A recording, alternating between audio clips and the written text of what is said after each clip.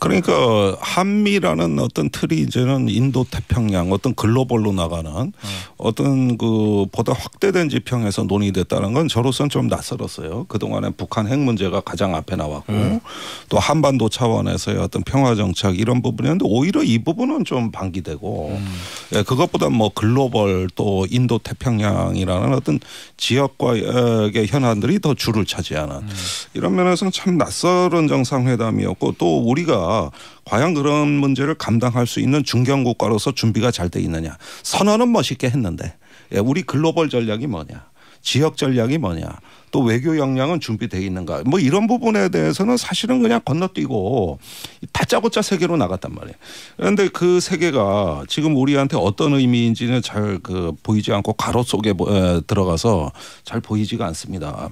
그러는 가운데서 굳이 어떤 국익의 관점에서 본다면은 현찰 주고 어음 받았다. 그러니까 삼성으로 시작해서 현대로 끝난 정상회담이에요. 그러니까 바이든 대통령 수행원을 봐도 국무장관 안 왔죠. 블링컨. 오스틴 국방장관 안 왔죠. 그런데 상무부 장관은 왔어요. 그러니까 철저한 비즈니스 외교 또 11월 미국 중간선거를 앞두고 바이든의 중산층 복원 일자리 창출 이런 면에서는 뭐 50억 달러 100억 달러 이렇게 가는데 거기 수행해온 미국의 기업인들은 투자한다는 얘기 안 해. 안 하고 단지 이제 우리가 외교 안보 분야에서 미국의 많은 공약을 얻었는데 다 이전에 있던 걸 재확인하는 거예요. 확장 억제 공약 재확인.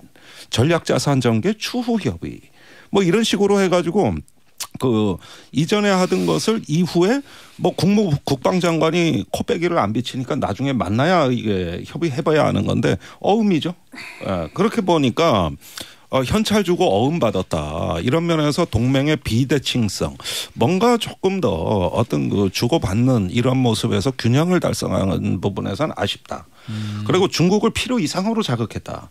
거기에 또 회의 정상회담 끝난 뒤에 우리 윤석열 대통령께서 IPEF 화상회의에서 중국이 이렇게 민감하게 반응하는 것은 비합리적이다. 네. 이런 거는 참모들이 하기에는 난 있을 수 있는 일이라고 봐요. 근데 대통령께서 굳이 중국을 비합리적이다.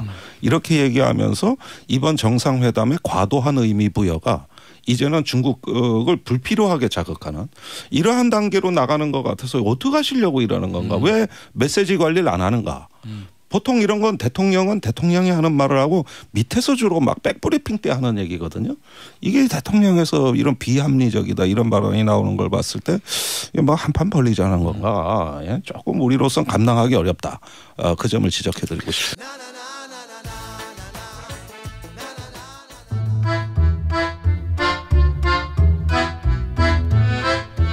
정치쇼 NSC 좋아 빠르게 가.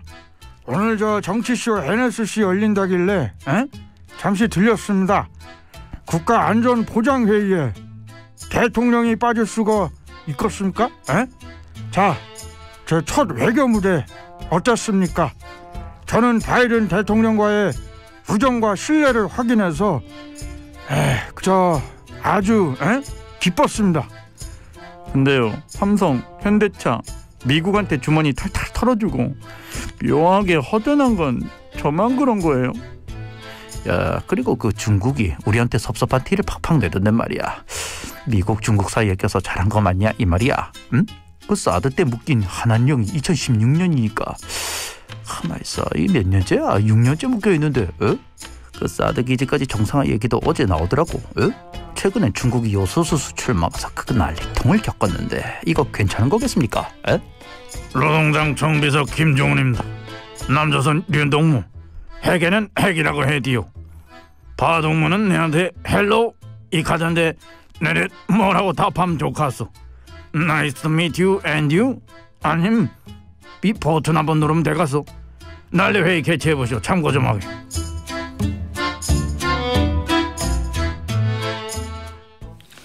김태현의 정치쇼 화요일 2부. 오늘은 저희가 날이 있고 시기가 시기니만큼 특별한 코너를 꾸며봤습니다.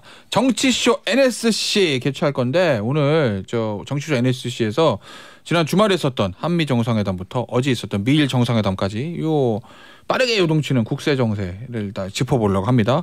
두 분 모셨어요. 정치 외교 국방의 타짜 두 분. 전 국방부 차관이자 국민대 석좌 교수인 백승주 전 의원 나오셨습니다. 안녕하세요. 예, 반갑습니다. 또 전 의원이신 연세대 통일연구원 개공교수 김종대 전 의원 모셨습니다. 안녕하세요. 안녕하십니까? 자, 오늘 우리 두 분 모시고 정치쇼 NSC 할 건데 한미 정상회담의 결산 전에 어제 있었던 미일 정상회담 얘기부터 해보려고요. 근데 어제 보니까 속보가 그냥 난리가 났더라고요. 네. 미일 정상회담에서 네. 중국이 대만 침공하면 무력개입 하실 겁니까? 그랬더니 바이든 대통령이 예스 이래서 네. 그 어떤 의미가 있는 거예요? 아니 그러니까 이런 식으로 왜냐하면 네. 예를 들면 우리나라의 북한이 대한민국을 침공하면 무력개입 하겠습니다. 예스는 뭐 그건 사실은 뉴스도 아니잖아요. 한미 동맹이 있으니까. 지금까지 근데 미국의 대만은, 그 대중국 전쟁이 대만에 대한 어떤 전략적 모호성, 하나의 중국을 인정하면서 계속 어떤 양안의 평화적 관계를 조성하고 이렇게 대만 관계법으로 대만의 유사시에 개입한다는 정도의, 그러니까 이게 뭔가 좀 어중간하고 모호성에 입각해 있는데 최근에는 뭐 언필친 그 전략적 모호성을 전략적 명료성으로 바꾸는 것 같다. 이제는 확실하게 대만 편으로 가면서 중국을 압박하고 견제하는데 거침이 없다. 이런 면에서 저는 주변 정세가 지금 굉장히 심각하게 변하고 있다는 걸 좀 느끼게 되네요. 근데 어제 바이든 대통령 예스라고 했는데 백악관하고 국방부에서는 좀 전략적 모호성이다 그러면서 주워 담는 거를 보면 또 왜 주워 담아 또 뱉었으면 그 의도적인 거예요? 아니면 바이든 대통령이 바이든 대통령이 1972년부터 상원의원을 했어요. 네. 우리 윤석열 대통령이 초등학교 6학년 때 그 외교적 경험이 풍부한 외교위원장 법사위원장을 했는데 72년부터 상원에 했는데 72년에 상해 공동성명이 나왔죠. 그리고 79년에 정식 수교를 하는데 82년에 당시 미국과 대만 간에 TRA 대만 관계법이란 걸 만들어요. 네. 그 속에 대만이 위험에 빠졌을 때 그 대만을 명시하지 않았지만 그 서태평양 지역에서 안전을 위해서 군사력을 사용할 수 있는 여지를 남겨뒀어요. 네. 그러나 이제 전략적 애매하게 늘 해왔는데 이번에 명확하게 대만의 유사 사태, 대만의 군사적 도발이 있으면은 군사적으로 개입하겠다는 걸 이렇게 대답을 했는데 아마 저는 큰 틀에서 예방 외교 차원이 아니냐. 예방 외교. 그 러시아가 우크라이나를 침략하는 이 상황을 보고 중국이 대만에 대해서 비슷한 행동을 취하면은 우크라이나 미국이 직접 군사적 개입하지 않았잖아요. 사태가 장기화되고 있는데. 그건 개입할 근거가 없는 거죠. 미국도. 뭐 간접적인 개입을 했죠. 국제사회에서 미국은 자국 법에 의해서 어디든지 개입할 수 있습니다. 그런데 그래요? 이제 그 전쟁관계법에 의해서 그렇게 할 수 있는데 워액트에 따라서 그래서 이번에 이 부분은 중국 보고 대만의 군사력을 사용하지 말라는 그런 메시지를 강하게 던진 그런 측면이 있어요. 있는데 이 부분이 사실은 중국으로 봐서는 하나의 중국 원칙에 반하고 대만에 대해서 이렇게 직접적으로 언급하는데 굉장히 어제 당황했을 거예요. 이렇게 당황을 하는 모습이 여기 속보의 형태로 왔는데 아무튼 미국이 동북아시아 지역에서 중국이 군사력을 사용하는 데 대해서는 군사력으로 강기하겠다. 그러고 저는 어제 그보다도 조금 더 놀라운 뉴스는 일본의 안보리 안전보장이사 상임이사국 진출에 대해서 긍정적으로 검토하겠다는 부분이 대한민국 안보와 관련해서 우리 미래와 관련해서 굉장히 큰 메시지거든요. 어떤 메시지일까요? 미국이 일본을 축으로 해서 동북아 전략을 짠다는 이 메시지를 던졌는데 안보리 상임이사국 진출 이 부분은 미국이 지금 국력이 조금 부족한 부분을 결국 미일 동맹 조약이라든지 양자 동맹 관계 조약을 통해서 이걸 동맹 그물망 정책이랍니다. 양자 동맹 관계를 통해서 이 국방비를 좀 줄이면서도 태평양 지역, 인도 태평양 지역에서 국가적 위상을 유지하겠다는 이런 메시지가 이 전략이 다 녹아 있어요. 대답이 우연히 나온 게 아니고 중국 보고 대만에도 군사를 사용하지 마라. 사용할 생각도 하지 마라. 이런 부분에 예방 외교 차원을 이해하면 되겠습니다. 야, 거기다가 일본까지 만약에 상임이사가 올린다면 중국이 그냥 난리가 나겠네. 근데 그게 가능해요? 저 의원님. 이게 유엔이 아니 지금 엉망이에요. 2차 대전 이후에 만든 건데 패전국이잖아요, 일본은. 예, 이게 저 유엔 총회에서 3분의 2 동의가 있어야 되고 거기에다 지금 유엔 안보리 경우에는 저 안보리 이사회가 거의 식물위원회가 돼서 가지고 요즘 우크라이나 전쟁 이후로 이거 과연 중국 러시아가 동의하겠냐. 지금 일본이 우크라이나를 돕고 있고 예, 또 이렇게 어떤 자체 군사력 강화와 백승주 전 의원님 말씀하신 대로 이제 중국 견제에 거의 돌격대로 나선 와중에 안보리 상임이사국 진출이라는 것은 사실은 지금은 그 성사되는 현실성 자체는 희박하죠. 이게 그런 걸 하려면 아마 대중 대러 외교도 충분히 더 해야 되고 이렇게 각을 세우면서 동시에 추구하기란 두 마리의 토끼를 잡는 것이다. 그러나 미국의 지지와 응원을 등에 업고 이 자체를 가지고 어떤 그 공세적인 외교를 하겠다는 그런 의미 정도로는 읽힐 수 있는 거 아닌가. 그 바이든 대통령을 포함해서 미국의 주류 정치인들의 기본적인 태평양 정책에 대한 구상은 그 일본과의 동맹 조약을 좀 더 강화하고 네. 그 속에 다른 나라와의 양자 동맹 관계를 강화하려는데 이것이 하나의 큰 전략적 프레임으로 딱 잡혀 있어요.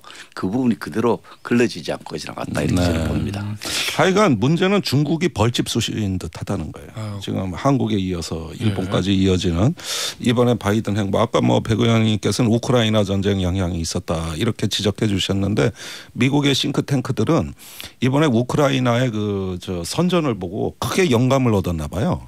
그래가지고 이제는 그 미리미리 방비하고 어떤 그 미국의 동맹국들을 더 어떤 그 무장시켜서 어떤 철저하게 초기부터 대응해야 된다. 우크라이나도 사실은 좀 늦었다. 예, 그런 부분에서 계속 그 지적이 나오는데 특히 어제 포리인 어페어즈의 그 미셸 플로노이 전 차관의 그런 어떤 주장이 굉장히 지금 주목을 받고 있거든요. 중국 입장에서는 그 대만 에 대한 어떤 군사 도발, 그 군사적 사용력을 사용할 때 미국 개입한 이 부분하고 뭐가 또 결부되느냐 하면은 중국을 빼놓고 13개 나라가 일종의 경제 협력체를 구성하잖아요. 인도 태평양 경제 프레임워크, 바이든 IPF요. 얘기할 거예요. 이걸 하니까 이 경제적으로도 중국을 왕따시키고 또 이 저 군사적으로도 중국이 가장 싫어하는 부분을 언급하는 데 대해서 어제 중국 외교는 시진핑 외교는 상당히 어제 큰 충격을 받았지 않나 이렇게 생각합니다. 알겠습니다. 그 얘기 저희가 이제 잠시 후에 할 건데 일단 한미 정상회담 저희가 이제 분석을 해야 되니까 총평부터 좀 해보죠. 이 한미 정상회담 어땠습니까? 김종대 전 의원 보시기에 총평. 그러니까 한미라는 어떤 틀이 이제는 인도 태평양 어떤 글로벌로 나가는 어떤 그 보다 확대된 지평에서 논의됐다는 건 저로서는 좀 낯설었어요. 그동안에 북한 핵 문제가 가장 앞에 나왔고 또 한반도 차원에서의 어떤 평화 정책 이런 부분이었는데 오히려 이 부분은 좀 방기되고 예, 그것보다 뭐 글로벌 또 인도 태평양이라는 어떤 지역과의 현안들이 더 줄을 차지하는 이런 면에서는 참 낯설은 정상회담이었고 또 우리가 과연 그런 문제를 감당할 수 있는 중견 국가로서 준비가 잘 돼 있느냐. 선언은 멋있게 했는데 우리 글로벌 전략이 뭐냐. 지역 전략이 뭐냐. 또 외교 역량은 준비되어 있는가. 뭐 이런 부분에 대해서는 사실은 그냥 건너뛰고 다짜고짜 세계로 나갔단 말이에요. 그런데 그 세계가 지금 우리한테 어떤 의미인지는 잘 그 보이지 않고 가로 속에 들어가서 잘 보이지가 않습니다. 그러는 가운데서 그 굳이 어떤 국익의 관점에서 본다면은 현찰 주고 어음 받았다. 그러니까 그 삼성으로 시작해서 현대로 끝난 정상회담이에요.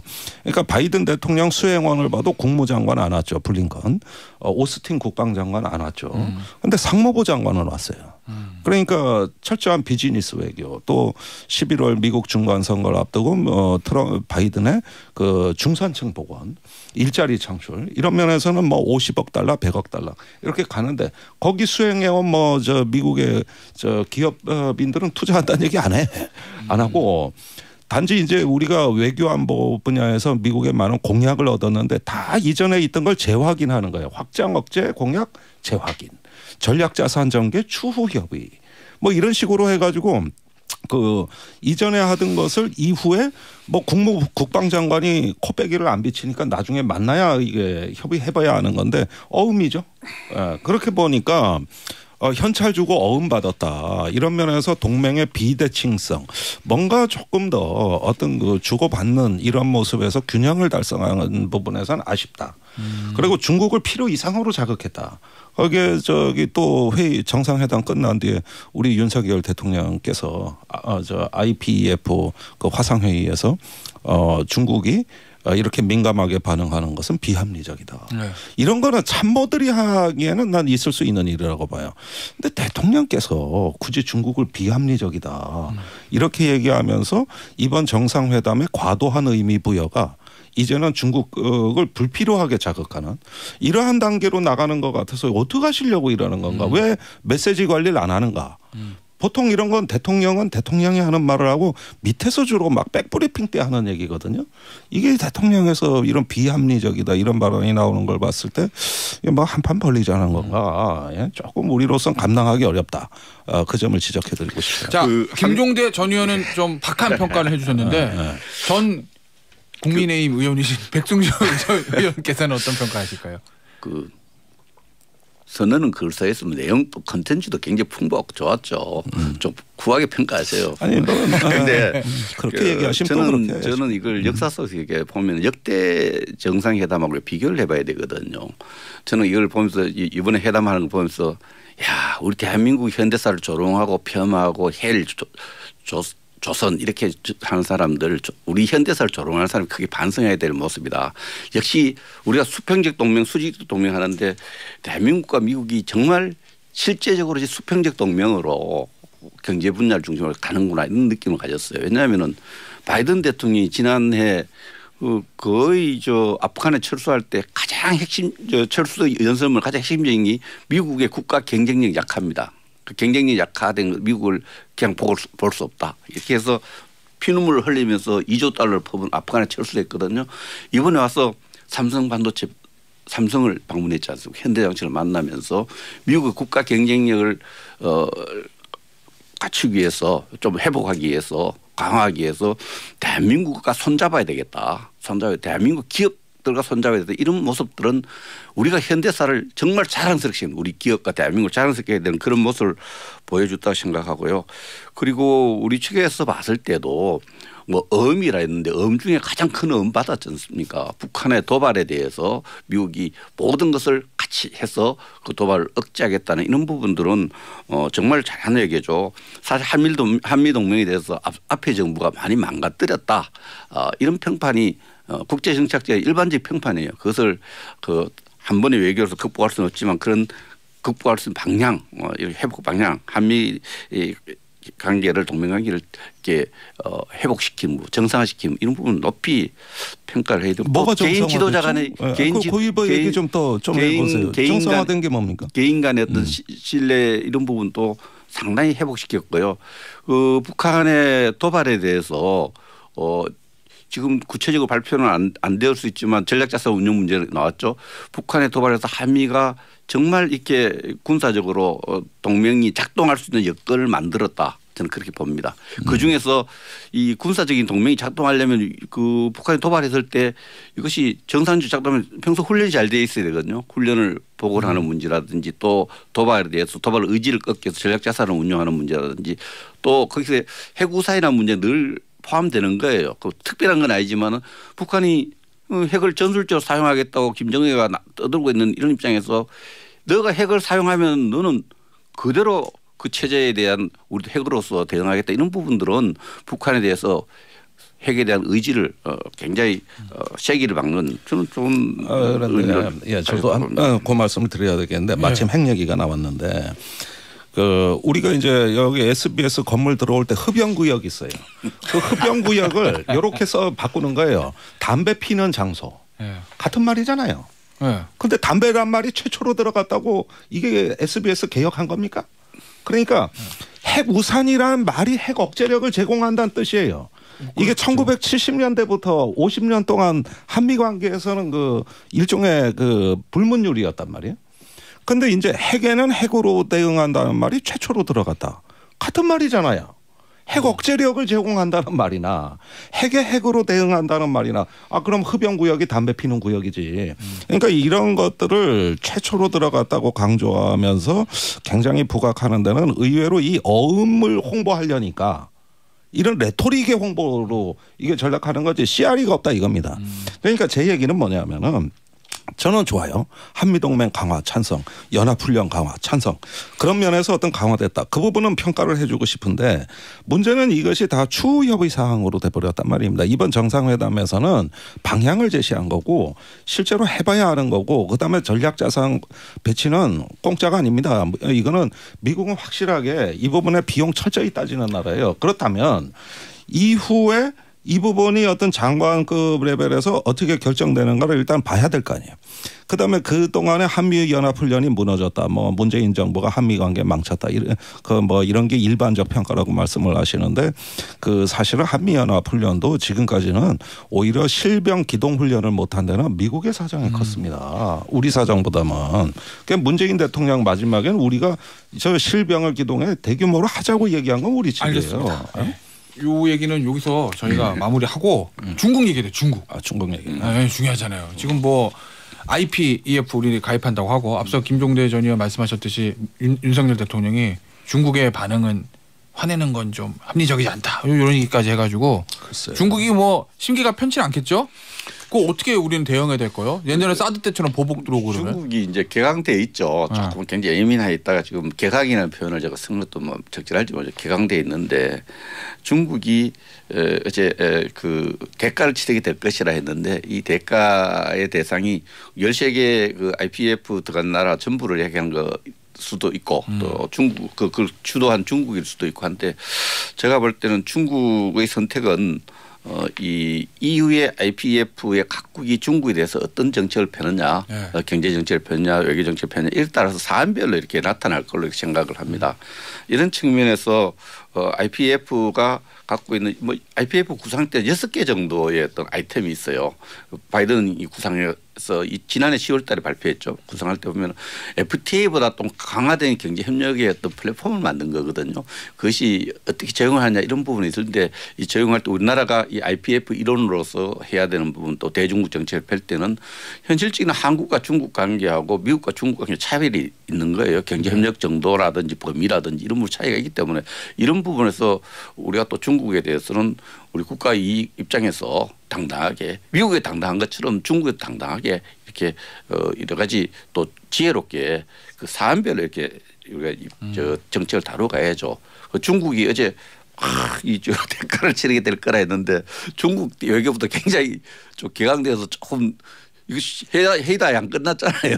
안 끝났는데 대가를 치르고 이렇게 협박하는 모습은 아니 그 정상회담 하기 전부터 전화가 와서 좀 대국답지 않다는 생각이 들어요. 중국도 예방 외교를 하는 거죠. 그런데 근데 이 중국 문제에 대해서 지금 우리가 이래도 되나 저는 조금 이견이 있습니다. 그러니까 불필요하게 자극을 한다. 이게 그 IPEF는 지난 정부에서도 긍정적으로 검토했던 거기 때문에 저는 백 의원님 평가에는 동의합니다. 그런데 이 이후에 한국 언론이 내놓는 해석들 보십시오. 자, 정상회담은 그렇게 제가 보기엔 무난한 차원으로 해놓고 이제 안미경중 폐기했다. 전략적 모호성 버렸다. 뭐 메시지가 주체할 수 없이 사실상 반중 메시지로 몰아가고 있다고. 이게 이제 정부에서 메시지 관리를 섬세하게 안 한 거예요. 그렇게 되면 어떻게 되느냐. 이런 정도로 IPEF는 이제 어떤 포괄적인 그 규범을 합의하는 데인데 이런데 중국에도 같이 하자고 대화를 할 만도 한데 또 중국도 들어오라고 윤석열 대통령 해놓고 다음 날은 비합리적이라고 해놓고 이게 이 정부의 그 메시지 흐름을 잘 보시라고. 그다음에 언론이 어떻게 받아쓰는가. 한마디로 반중 선동이에요. 그러니까 이런 부분에서 제가 보기에 출범한 지 열흘밖에 안 되는 정부가 이런 어떤 그 정책의 급변침을 예고하는 과정에서 곳곳에서 누수가 발생하고 이 균형이 파괴되고 있다 이거예요. 그리고 사실은 제일 기업인들이 걱정입니다. 경제 안보 뭐 기술 동맹 이래 놓으니까 사실 누가 뭐래도 어떤 그 우리는 시장 보호 또 기술 주권의 확립 그 바탕 위에서 어떤 세계적인 기술과 경제 협력인데 일단 다짜고짜 동맹 뭐 경제 뭐 이렇게 가버리니까 이것이 비춰지기에 어떻게 비춰지냐면 중국은 왕따, 자기들 왕따. 그리고 우리나라 보수층들 보면 그게 또 재밌나 봐. 여기서 아니, 저희가 그런데, 시간이 없어서 그런데 의원님 SBS가 마무리하고요. 잘 되는 거예요. 언론들이 이럴 때는 차분하고 내인정하게 메시지 관리해 줘야 됩니다. 다음에 한번 더 모실게요. 오늘 스브스 NSC였어요. 백승주 전 의원, 김종대 전 의원이었습니다. 감사합니다. 감사합니다. 감사합니다.